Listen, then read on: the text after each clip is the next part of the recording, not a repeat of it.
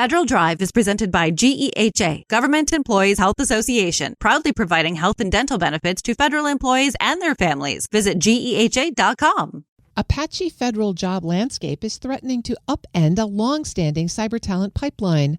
Hundreds of students graduate from the CyberCorps Scholarship-for-Service program every year, but recent and soon-to-be graduates say they continue to face major challenges in finding federal job opportunities. Federal News Network's Justin Doubleday joins me with more insight. Justin, thanks for being here. Good to be here, Terry. What are you hearing from CyberCorps scholars? What are their challenges? I'm hearing from CyberCorps soon-to-be graduates and recent graduates who are all facing challenges finding a qualifying federal job. They have to find a federal job in return for their federal scholarship. And they have 18 months from graduation to typically find one of those jobs. But 14 months or so into the Trump administration, there's just been a lot of challenges for these graduates in terms of finding a qualifying federal career.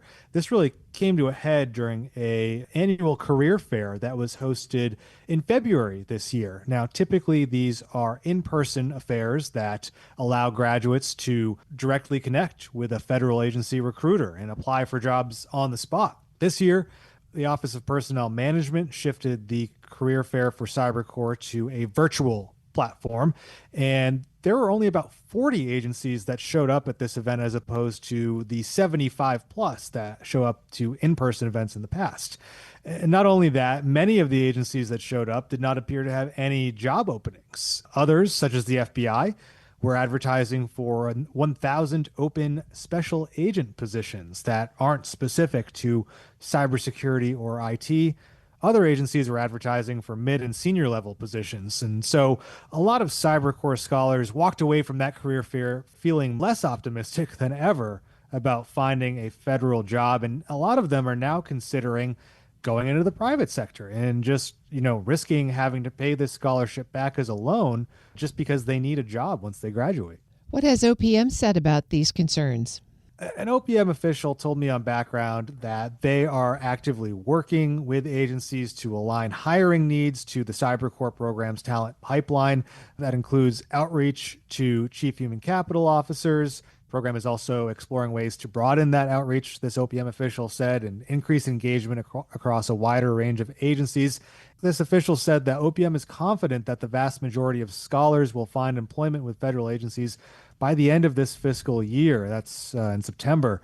That is pretty far removed from what I'm hearing from the scholars themselves, who do not feel very confident at this point about finding a federal job because there simply aren't that many for recent graduates within, for instance, the 2200 IT job series. Justin, if these issues persist, what is the potential impact on this program in the long term? Yeah, well, this program still has a lot of students, active students in the pipeline. Right now, it's at about 1,000 students per year who are enrolled. And they typically take 2 to 3 years to graduate once they're a part of the program.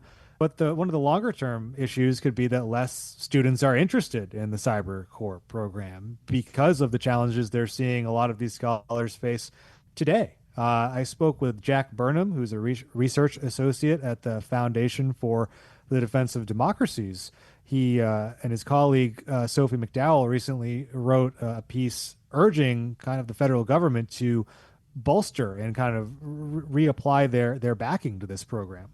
When the federal government is saying on one hand that they continue to fund this program, but on the other, refusing to effectively honor their word by closing off the pathways that these students would otherwise take, that's really setting a very, I think, dangerous signal about the value of having a career in public service to effectively, at this point, multiple generations of students.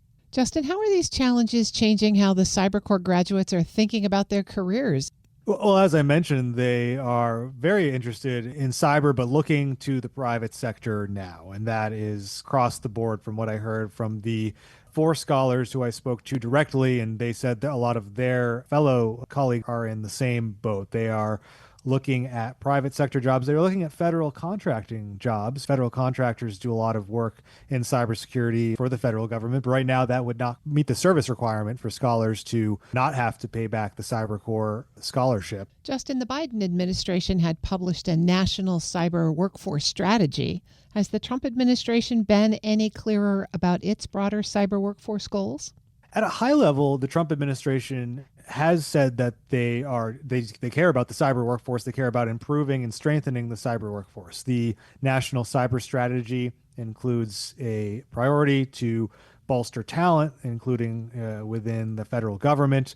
And, the Office of Personnel Management as well, more generally, has initiated a push to hire more early career employees. OPM recently launched a portal to connect early career feds or potential feds to job opportunities throughout the federal government.